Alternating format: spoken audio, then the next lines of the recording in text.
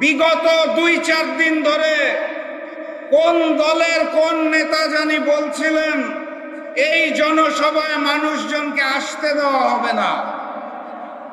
তাদেরকে বলতে চাই, বাবরি চত্বরে এসে দেখে যান। বাবরি চত্বরে আজকে ইসলামী জনগণ, দেশপ্রেমিক জনগণ একত্রিত হয়েছে। নতুন করে আর কোনো ফ্যাসিবাদকে জন্ম নিতে দেওয়া হবে না। হাসিনা মুক্ত বাংলাদেশে ওই নতুন করে জেগে ওঠা সন্ত্রাসী সংগঠন বিএনপি খুনে ডাবল সেঞ্চুরি পার করে ফেলেছে। এই প্রশাসন, এই আইন শৃঙ্খলা বাহিনী দিয়ে লেভেল প্লেইং ফিল্ড হবে, জাতীয় নির্বাচন সুষ্ঠু হবে, সেটা বাংলাদেশের কোন পাগলও বিশ্বাস করে না। 5ই আগস্ট বাংলার জনগণ জানিয়ে দিয়েছে, বাংলার মাটিতে হিন্দুস্তানের আধিপত্যবাদ এবং আগ্রাসন চলবে না ইনশাআল্লাহ। প্রভু হিসাবে আমরা হিন্দুস্তানকে মানি না। আমাদের প্রভুর নাম মহান রব্বুল আলামিন আল্লাহ। আল্লাহ ব্যতীত কারো সামনে মাথা নত করতে চাই না। ক্ষমতায় যাওয়ার জন্য ওই পুরাতন আওয়ামী লীগ আর নতুন বিএনপি যদি হিন্দুস্তানের সাথে কারসাজি করতে চায়, তলে তলে গোপন বৈঠক করতে চায়, বাংলাদেশের জনগণ আর নতুন করে স্বৈরাচার চাঁদাবাজকে মেনে নেবে না ইনশাআল্লাহ। আমার নগরী খুলনার বাবরি চত্বরে 8 দল আয়োজিত আজকের এই বিভাগীয় সমাবেশের সম্মানিত সভাপতি, সম্মানিত প্রধান অতিথি, মঞ্চে উপবিষ্ট 8 দলের জাতীয় এবং বিভাগীয় নেতৃবৃন্দ, আমার সামনে উপস্থিত মিডিয়ার ভাইয়েরা, আমার সামনে উপস্থিত ইসলামী এবং দেশপ্রেমী জনতা, সবাইকে জানাই আমার দল জাতীয় গণতান্ত্রিক পার্টি জাগপার পক্ষ থেকে সংগ্রামী সালাম এবং শুভেচ্ছা। আসসালামু আলাইকুম। আজকে যখন এইখানে জনসভা চলছে, আমি শুনছিলাম বিগত 2-4 দিন ধরে কোন দলের কোন নেতা জানি বলছিলেন এই জনসভায় মানুষজনকে আসতে দেওয়া হবে না। তাদেরকে বলতে চাই, বাবরি চত্বরে এসে দেখে যান। বাবরি চত্বরে আজকে ইসলামী জনগণ, দেশপ্রেমিক জনগণ একত্রিত হয়েছে। নতুন করে আর কোনো ফ্যাসিবাদকে জন্ম নিতে দেওয়া হবে না। সংগ্রামী সাথী এবং বন্ধুগণ, এই খুলনা মহানগরে গত বছর 2024 সালে 12টা খুন হয়েছিল। 2025 সালে 11 মাসে ফ্যাসিস্ট হাসিনা মুক্ত বাংলাদেশে তার 3 গুণ 34টা খুন হয়েছে। হাসিনার আমলে 3 গুণ। গতকাল আদালত চত্বরে আমরা প্রকাশ্যে ডাবল মার্ডারের খবর পেয়েছি। আর হাসিনা মুক্ত বাংলাদেশে ওই নতুন করে জেগে ওঠা সন্ত্রাসী সংগঠন বিএনপি খুনে ডাবল সেঞ্চুরি পার করে ফেলেছে।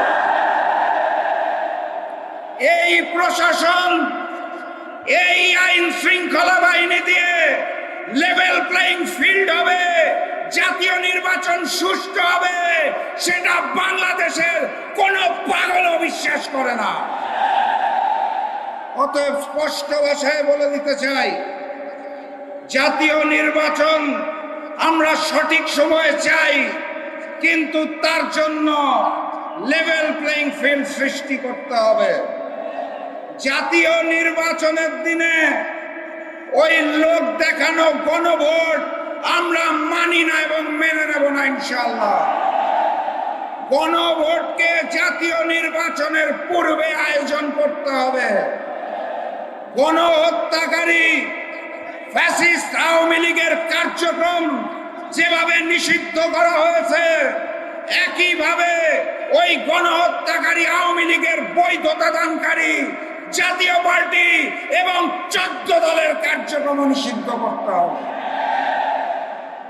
জুলাই সনদে 84টা বিষয় নিয়ে আলোচনা হয়েছিল। 84টা সংস্কার প্রস্তাবে 19টার মধ্যে নোট অফ ডিসেন্ট দিয়েছে বিএনপি, অর্থাৎ 25% বিষয়ে তাদের নোট অফ ডিসেন্ট। এখান থেকেই বোঝা যায় বিএনপি নতুন করে স্বৈরাচার হতে চায়, তারা সংস্কার মানে না। যারা নতুন বাংলাদেশের সংস্কার মানে না, তাদেরকে আমরা লাল কার্ড দেখাবো ইনশাআল্লাহ। গতকাল স্বাধীন কমিশন পিলখানা গণহত্যার রিপোর্ট দিয়েছে, আপনারা জানেন। সেই রিপোর্টে স্পষ্ট করে বলা আছে পিলখানা গণহত্যার জন্য আওয়ামী লীগ এবং ভারত দায়ী।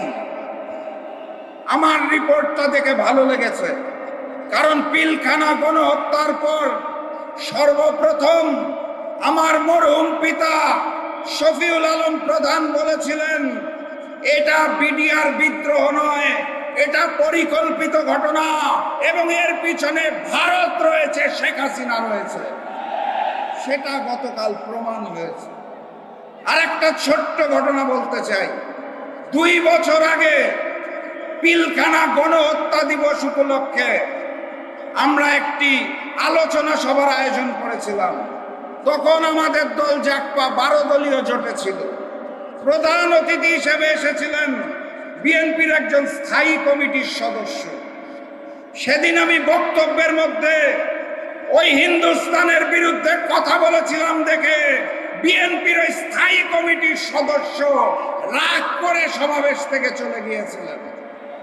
তারা বলতে চেয়েছিলেন বাংলাদেশের রাজনীতি করতে হলে, ক্ষমতায় থাকতে হলে হিন্দুস্তানকে নাকি তুষ্ট করতে হয়। 5ই আগস্ট বাংলার জনগণ জানিয়ে দিয়েছে বাংলার মাটিতে হিন্দুস্তানের আধিপত্যবাদ এবং আগ্রাসন চলবে না ইনশাআল্লাহ। প্রভু হিসাবে আমরা হিন্দুস্তানকে মানি না। আমাদের প্রভুর নাম মহান রব্বুল আলামিন আল্লাহ। আল্লাহ ব্যতীত কারো সামনে মাথা নত করতে চাই না। ক্ষমতায় যাওয়ার জন্য ওই পুরাতন আওয়ামী লীগ আর নতুন বিএনপি যদি হিন্দুস্তানের সাথে কারসাজি করতে চায়, তলে তলে গোপন বৈঠক করতে চায়, বাংলাদেশের জনগণ আর নতুন করে স্বৈরাচার চাঁদাবাজকে মেনে নেবে না ইনশাআল্লাহ। আমার প্রাণপ্রিয় উপস্থিতি, ওরা প্রভু মানে হিন্দুস্তানকে, আমরা প্রভু মানি আল্লাহকে। বিজয় কার হবে? আমার সামনে উপস্থিত তৌহিদি জনতা, স্পষ্ট ভাষায় জানিয়ে দিতে চাই, গণভোটে হ্যাঁ বলো, 8 দলের প্রতীকে সিল মারো। গণভোটে হ্যাঁ বলো, 8 দলের প্রতীকে সিল মারো। আগামীর বাংলাদেশ হবে ইসলামের বাংলাদেশ। আগামীর সংসদ হবে কোরআনের সংসদ। ওখানে আল্লাহ ব্যতীত আমরা আর কোন প্রভু মেনে নেব না। ওখানে হিন্দুস্তানের হিন্দুত্ববাদকে মেনে নেব না। ওখানে কসাই নরেন্দ্র মোদীর পরিকল্পনা মেনে নেব না। আওয়ামী লীগ যেভাবে দেশ ছেড়ে হিন্দুস্তান পালিয়েছে, বিএনপিকে বলতে চাই জনতার কাতারে আসুন, না হলে আপনাদেরও পালিয়ে যেতে হবে দেশ ছেড়ে। আমি সর্বশেষ ওই স্লোগানটা দিয়েই শেষ করব, যেই স্লোগানে হিন্দুস্তানের বুক কাঁপে, পুরাতন জালিম আওয়ামী লীগের বুক কাঁপে, নতুন জালিম বিএনপির বুক কাঁপে। স্লোগান ধরুন, নারায়ে তাকবীর, নারায়ে তাকবীর, নারায়ে তাকবীর। আবারও দেখা হবে, আবারও কথা হবে ইনশাআল্লাহ। এই স্লোগান দিয়ে বিজয়ীর বেশে আমরা ঘরে ফিরবো, তার আগে মাঠ ছাড়বেন না। বিজয়ের পথে যাত্রা শুরু, জীবন অথবা মৃত্যু। আসসালামু আলাইকুম।